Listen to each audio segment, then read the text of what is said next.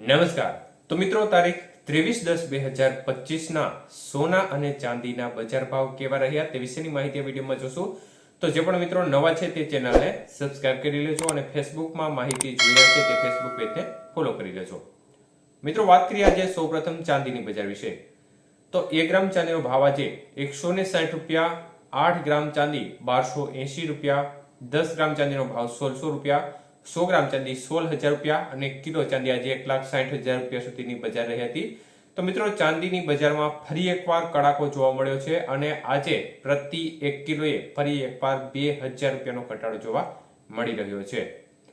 જ્યારે વાત કરીએ આજના 22 કે સોનાના ભાવ વિશે, તો મિત્રો 22 કે સોનાનો 1 ગ્રામનો ભાવ આજે જોવા જઈએ તો 11,545 રૂપિયા, જ્યારે 8 ગ્રામ સોનું 92,360, 10 ગ્રામ સોનાનો ભાવ 1,15,450 અને 100 ગ્રામ સોનું આજે 11,54,500 રૂપિયા સુધીના ભાવ રહ્યા હતા. તો આજે 22 કે સોનાના 100 ગ્રામના ભાવમાં 12,000 રૂપિયાનો ઘટાડો જોવા મળ્યો હતો.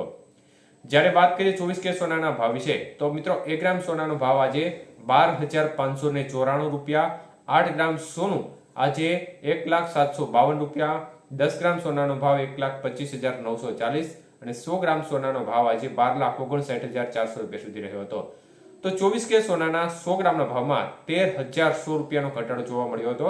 જ્યારે વાત કરીએ આજના 18 કે સોનાના ભાવ વિશે, તો મિત્રો 1 ગ્રામ સોનાનો ભાવ આજે 9,447 રૂપિયા, 8 ગ્રામ સોનાનો ભાવ આજે 75,576, 10 ગ્રામ સોનું 94,470 અને 100 ગ્રામ સોનાનો ભાવ 9,44,700 રૂપિયા સુધી રહ્યો હતો.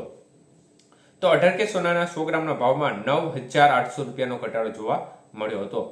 તો મિત્રો, જે ગતિથી સોનાની બજાર આગળ વધી હતી તે ગતિથી જ ઘટાડા તરફી માહોલ પણ એવો જ જોવા મળી રહ્યો છે, કારણ કે ચાંદીની બજાર એક સમયે 1,90,000 રૂપિયા સુધીની સપાટી પર હતી અને 30,000 રૂપિયાનો કડાકો ત્યાંથી બોલીને અત્યારે 1,60,000 રૂપિયા સુધી બજાર આવી છે. તો સોનાની બજારમાં ગઈકાલનો જે કડાકો હતો તે ઐતિહાસિક, અત્યારના ઇતિહાસનો સૌથી મોટામાં મોટો એક દિવસનો કડાકો હતો. એક જ દિવસમાં આવડું સોનું આની અગાઉ ક્યારેય તૂટ્યું ન હતું અને જોરદાર રીતે ગઈકાલે સોનાની બજાર તૂટી બાદ આજે પણ વધુ એનો પ્રત્યાઘાતી કડાકો બીજા દિવસે પણ યથાવત જોવા મળી રહ્યો છે. આજે પણ બજારમાં જોરદાર કડાકો જોવા મળી રહ્યો છે. ત્યારે મિત્રો, ખાસ કરીને આગામી સમયની સ્થિતિ વિશે વાત કરીએ તો મિત્રો, ડોનાલ્ડ ટ્રમ્પ છે તે ફરીથી ચીન ઉપર ટેરિફ રેટમાં વધારો કરવાની તૈયારીમાં છે. 1 નવેમ્બરથી ફરી એકવાર ટેરિફ રેટમાં વધારો કરવાની તૈયારીમાં છે, કારણ કે બંને દેશો વચ્ચે ઘર્ષણ ચાલી રહ્યું છે. જો આવા સંજોગો બને તો એની નેગેટિવ ઇફેક્ટ સોનાની બજાર ઉપર ચોક્કસપણે જોવા મળે.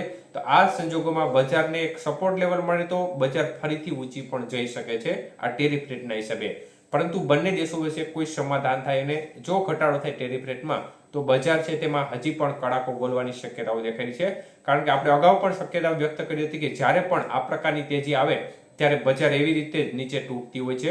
એટલે ભૂતકાળમાં પણ એવા 2 દાખલા બની ગયા છે કે જ્યાં આવી રીતે 2 વખત બજાર તૂટી હતી, 1980 અને 2011 ની સમયગાળા દરમિયાન. તો અત્યારે બજારમાં જોરદાર કડાકો જોવા મળી રહ્યો છે સતત યથાવત.